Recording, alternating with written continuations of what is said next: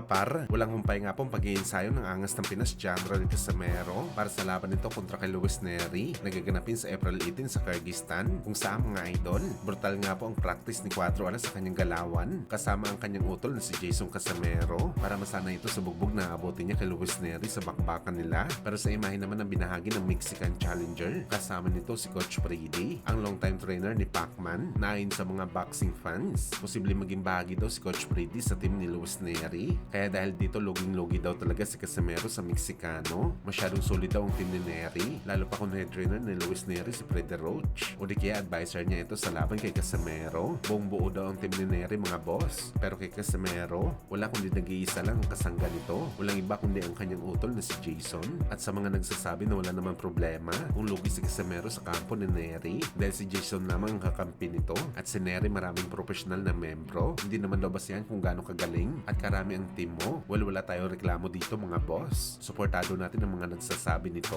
Pero gayon pa man mga boss, mas mainam talaga na mas malakas ang team mo para sa mga ganitong importanteng laban. Iba talaga kung napalibutan ka ng mga professional para malas ang stress mo lalo na sa pagkat ng timbang. Sumunod ka lang sa training mo sa ensayo at pagbalanse sa mga kinakain mo para sa pagbawas ng tamang timbang na hindi maapektuhan ang kondisyon mo sa aktual na bakbakan.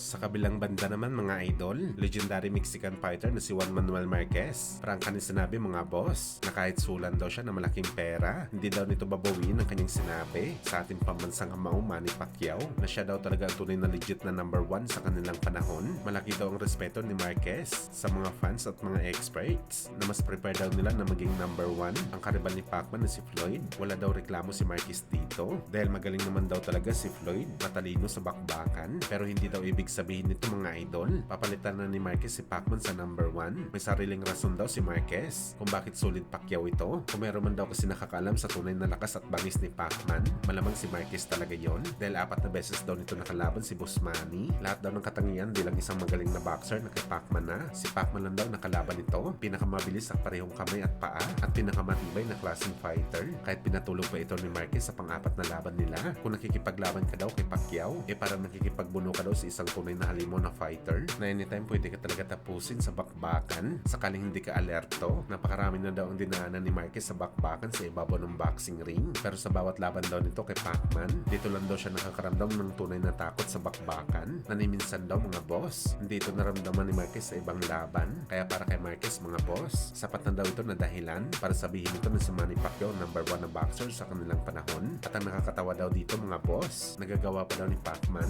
na ipamalas ang bangis nito kahit may 40 anyos na ang kanyang edad, at lahat daw ng to na-appreciate ni Marquez kung gaano kaibang level si Pacman sa boxing sports.